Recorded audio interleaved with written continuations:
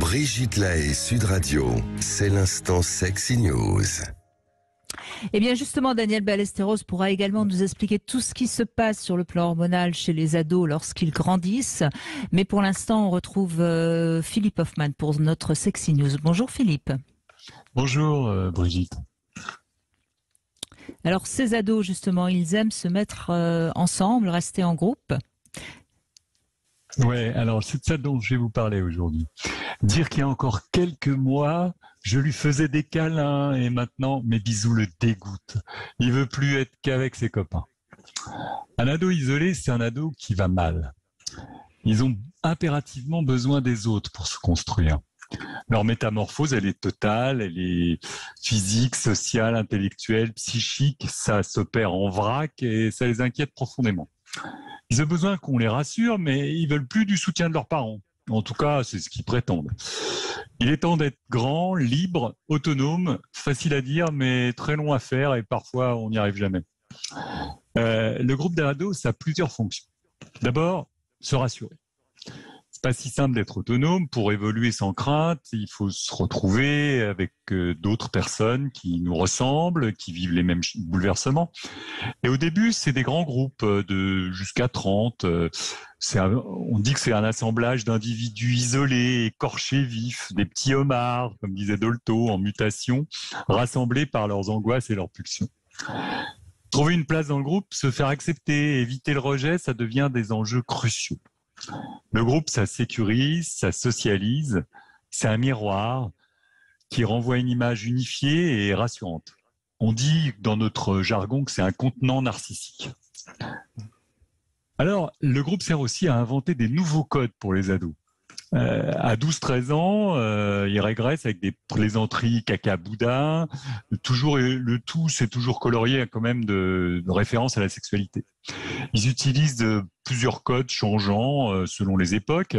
Un langage appauvri, souvent injurieux. Ils s'imitent, ils se défient, ils inventent des rituels sadiques d'appartenance au groupe.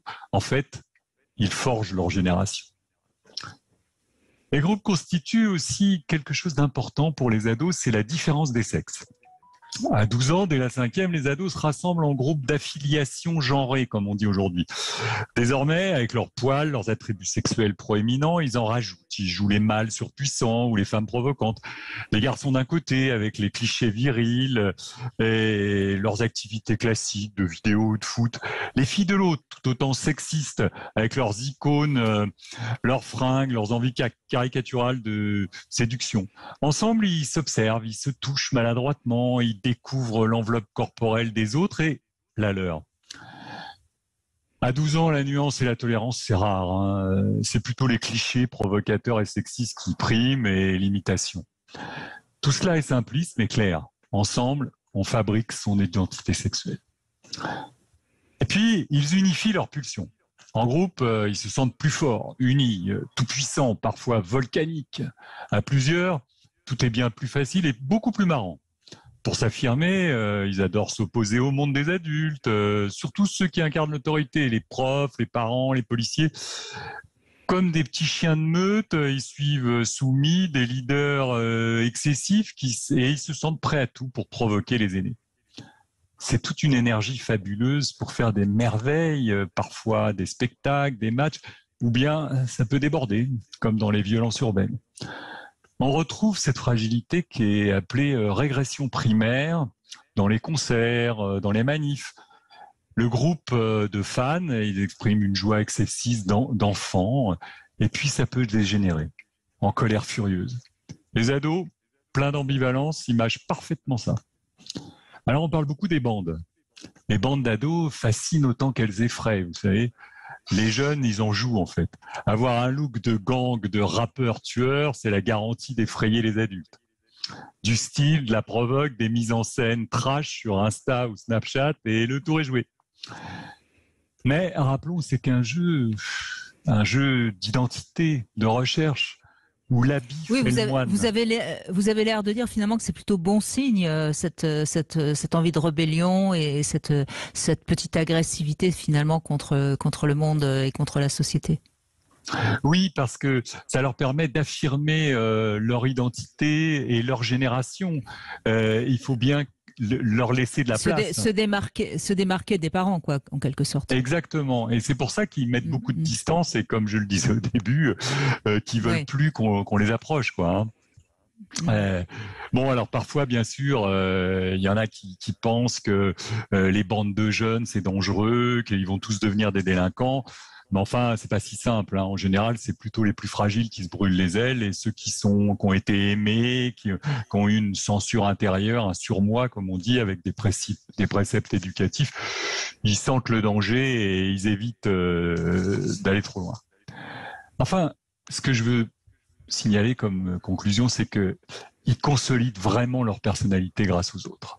Jusqu'à 14 ans, on remarque une forme de soumission au leader. Le plus fascinant, c'est pas sans évoquer l'obéissance aux parents. L'emprise familiale, c'est remplacé par l'emprise amicale. Plus tard, quand ils deviennent plus grands, vers 14-15 ans, leur personnalité va s'affirmer dans des groupes plus restreints, autour de 5-6 membres d'ailleurs, comme dans une famille, avec des envies, des modèles multiples, des vrais assemblages amicaux avec un partage de goûts, de pensées, de sentiments, des envies de même musique, sport ou autre. Et puis enfin, ces petits groupes deviendront des vraies relations amicales et auront des relations d'échange intenses et de découverte amoureuse. Grâce à leurs différentes expériences de groupe, en fait, les ados, ils auront appris à mieux se connaître.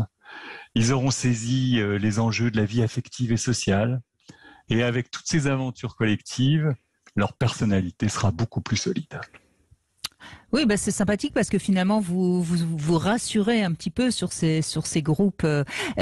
D'après ce que j'ai compris, ils sont souvent très partagés, c'est-à-dire il y a le groupe de filles, il y a le groupe de garçons. Est-ce qu'aujourd'hui quand même ça se mélange un peu plus ou toujours pas ? Non. Au collège, c'est très très caricatural et ça permet comme ça de fabriquer son identité sexuelle avec des clichés un peu sexistes d'ailleurs qui effraieraient toutes les féministes actuelles, mais en fait c'est la réalité. Quand on a des ados de 12-13 ans, on voit très bien comment ça se passe. D'accord, intéressant. Daniel Ballesteros, vous voulez réagir, j'imagine? Tout à fait, ça fait un petit moment que je voulais réagir. Mais je vous connais, j'imagine. Oui, tout ce que vous avez dit est fort intéressant et ça consolide une chose que je dis depuis toujours. Nous sommes en réalité des hommes préhistoriques. Tout ce que vous venez de raconter, c'est exactement ce qui se passait du temps de la préhistoire. C'est-à-dire, c'est la notion de groupe, il fallait se rassembler pour se protéger des autres. Ensuite, il fallait un peu lutter contre les chefs de groupe pour assurer une autre tribu.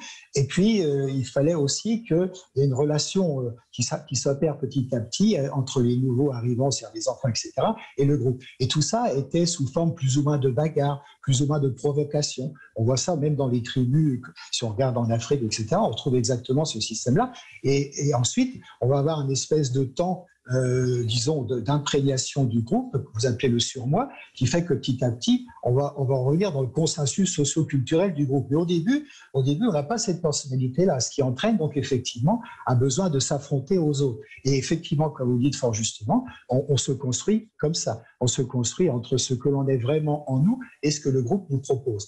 Et à partir de ce moment-là, à l'époque préhistorique, c'était la survie du groupe qui dépendait de ça. Vous voyez ce que je veux dire? Et s'il y avait un rejet d'une personne de ce groupe, il pouvait faire une autre tribu complémentaire ou adverse. Mais tout ça, c'est inscrit dans nos gènes, comme tout ce que j'ai récité tout à l'heure au niveau hormonal, etc.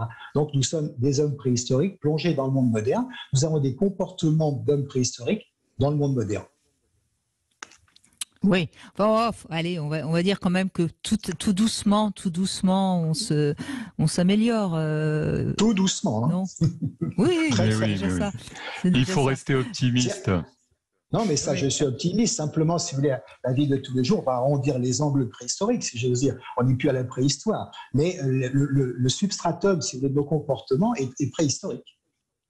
Ouais, il y a une chose qui est préhistorique et qu'on appelle l'angoisse primaire, c'est que quand un groupe se constitue, il barre en fait ces processus de pensée pour aller vers des processus primaires plus violents, plus sexuels. Et c'est ce qui explique d'ailleurs que quand il y a des guerres ou quand il y a des violences, des flambées, eh bien il y a des exactions absolument abominables qui sont faites et qui rappellent effectivement la bête qui est en nous. Logiquement, ces comportements, au départ, c'était fait pour protéger la nouvelle tribu. C'était un système de protection parce que l'environnement est très, très, très dangereux. Alors évidemment, quand c'est la guerre, l'environnement est très dangereux, bien sûr, et on peut retrouver ces instincts, disons, tout à fait primitifs, qui sont bien sûr à ce moment-là très dommageables. Ouais. Bon, eh bien, laissons-les en groupe, donc ces ados. Vous avez compris, si votre ado est tout seul, enfermé dans sa chambre, eh bien, surtout, prenez conscience que c'est certainement parce qu'il va pas bien. C'était ça quand même vraiment le message que vous nous avez transmis, Philippe Hoffmann. Merci beaucoup. Et puis, je rappelle que votre dernier livre, ça s'appelle Aimer à tout âge. C'est aux éditions de la Musardine.